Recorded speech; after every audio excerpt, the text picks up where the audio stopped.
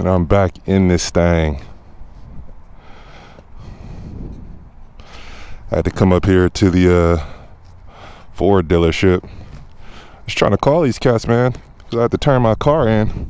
It's getting a check engine light, poor acceleration.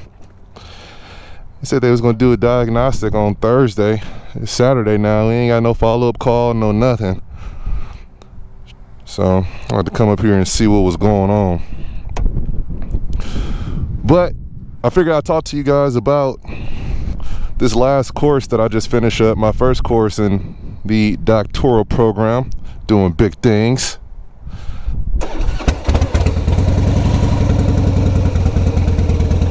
There she go. I almost ran out of gas on my bike yesterday. I went to go get a burrito and I looked down. I had like one blue light left on my gas gauge right here. But anyway, like I was saying, figured I'd talk to you guys about how this first course went in my doctoral program. And it is for the organizational psychology, industrial organizational psychology, or IO psychology. I'll just say organizational psychology so I don't flood people's ear. But I gotta say the course wasn't bad. Now the transition is crazy compared to coming from bachelor's to a master's degree.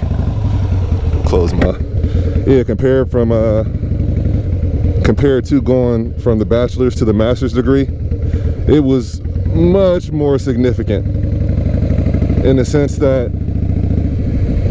you're gonna have to change everything. Your doctoral program is based on like synthesizing information, and they're trying to build this ideal called the doctoral identity. That's what they're calling it. I think I'm gonna take the streets. Yeah, they're trying to build this mindset called the doctoral identity, and it's basically they want you to identify with being a scholar. Now I know they say that a lot in your master's degree program, but in the doctoral degree program, like, they legit mean that stuff. And so, you know, what does that mean? They basically want you to transition from the mindset of a student and being someone who's learning to a person that's researching to create new knowledge to present to someone else. You're not a student anymore. You're obviously still a student, but they don't want you to have that mindset anymore, like, hey, I'm just, you know, reading text information to learn and, you know, knock this program out. They want you, by the time, the end state goal is for you to be able to create knowledge and go into an environment, a work environment, and be able to create knowledge. And with the whole doctoral identity thing, there are a couple of variables that get in the way of that. So like one of them is like a conflict of what you actually do versus, you know, what you're trying to accept as, you know, your new character trait, I guess, if you will. But it's hard to accept the doctoral identity and, you know, think that you're a scholar, I guess, if you work in receiving at Walmart. Or there could be like family conflict to where you're not getting the support that actually, you know, backs that belief. But there are a couple of different things that we went over that come up that could be a conflict. Your ability to manage time, which is huge. The reading gets bumped up, and I'm gonna be honest, like, and hopefully you guys will know what I'm talking about when I say this, but you cannot bullshit through work. Like, you can't wing it. You know how in your bachelor's program and your master's degree program, you could get work, like, you get to a point to where it's like, you know, I don't know if the essay is like good or if I'm just starting to believe my own bullshit. Like, you can't do that anymore. Everything you do has to be synthesized. And even with that being said, like, from the other programs to now, in my bachelor's and master's degree, I feel like the more significant majority of the work that I had to do, I could fall back on my work and life experience to kind of just bullshit. I'm not gonna say bullshit because it sounds so derogatory, because it's honestly good information, is good knowledge, but what I'm saying is, in the doctoral program, you can't fall back on your life experience. It's like there's no room for subjectivity. Like, all they want is facts and proof. Facts and proof. So when you're writing anything, unless you're doing like a discussion post or something,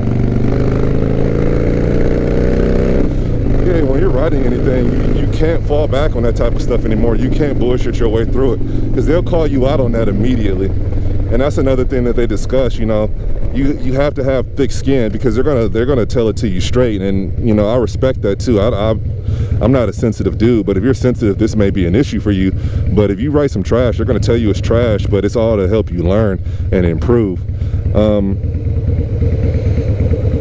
I say in the very first course, my writing had to significantly change.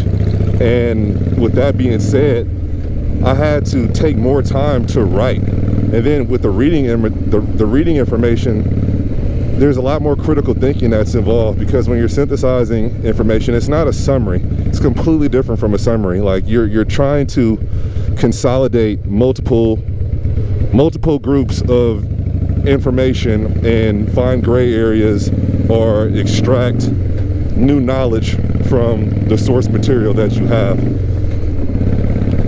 So when you're actually reading that stuff, you know, it's like the devil is in the details, and you can't just skip over that stuff unless you're just one of those people who have been reading your whole life and you love it, and you can read something one time and it's just forever ingrained in your memory. I am not one of those people, so I can't do that. So for me, it takes, you know, extra time for me to sit down, have to take notes and write. And it's recommended that you do that anyway, because it's just the beginning level courses. So if you don't do that, if you're trying to fall back on that, once you start getting into like your 4th and 5th class, especially when you start getting into your dissertation classes to work on your actual topic, you should be somewhere between like 50, well, more than 50, but like 100 to 200 articles reviewed. So, I mean, unless you have a photographic memory and you're like borderline genius, then I highly recommend you take notes, because those articles that you do come across, and that's not saying that all those articles, you're going to use them in your final dissertation paper. You're obviously going to filter through those, but you're going to read that much, if not more. But the ones you actually select that are relevant to your topic, if you don't want to reread that stuff and try to like draw out the notes and the points that you had the first time you reviewed it, then you're going to need to take notes. And that brings me to the second point. In that first course, they give you a ton of resources, like more than you would need. So let's read between the lines on that. What are they saying? Basically, they're not going to hold your hand. If you mess up and you fall behind, it's on you. It's 100% on you. We have like 10 resources for everything that you could possibly do. I'm going here because I do not have the gate opener. Oh, hell yeah. But yeah, if you mess up, that's on you. They've given us so many resources, it's not even funny. And then in my second class that I'm in right now, which is basically taking a deeper look at synthesizing work, they double tap on the resources again. And then they have this thing that they call the doctoral community, which is what would you say, a sub network underneath the doctoral studies website that they have established, where it has even more resources, and it has this schedule laid out for you of all the wickets you need to hit to actually complete your dissertation. It's already outlined for you. They've done it for you. So there's nothing that you need to think about. You just have to manage your time and get the work done. And they're like pushing, like, you know, get started reading your articles now, get started reading your articles now. And what they're saying is, you know, a lot of people have these ideas and they're just glued to it, or they might have these ideas of what their dissertation topic is going to be on. But they're saying it's incredibly common for people to have to change those topics. Like, I've changed mine. Like, I'm going to do mine on ethics, but I haven't read enough material yet to, you know, choose a specific topic, but I want to do it somewhere revolving around ethics. But after I start reading, I don't know, that might change. I might change 3 or 4 times depending on the material that I have available, and you know, how it all ties into whatever point it is that I'm trying to make. So the best thing you can do is read. But let me throw this bad boy in neutral. But my review on the first course at Grand Canyon, it's dope. Like, I haven't had any problems at Grand Canyon in my master's degree, or completing my master's degree, or so far in the doctoral program. The professors have all been super cool. Like, in the doctoral program, probably the most helpful instructors that I have had in college, period. In terms of writing, thinking, time management, they're just they're crushing it. They're honestly just crushing it. And you know, that may not be everyone's experience, or it may not have been everyone's experience, but for me personally, you know, if you're a realist and you're just getting in there to do your work and you're accepting that you get there and you have a job to do, you really can't complain. You know, they present you with the information, you can read ahead. Obviously you have the syllabus. They give you so many resources for you to be successful. They've done everything in their power that they can possibly do to ensure that you're successful, to the point to where, you know, it's almost like they're giving you enough rope to hang yourself. So at the end of it, and by the way, their doctoral program at GCU, it allows you to finish your dissertation potentially in 3.5 years. And that's going to be completely predicated on, you know, how involved you are and, you know, how dedicated you are to getting your work done. But you know, to do that, you have to be really proactive.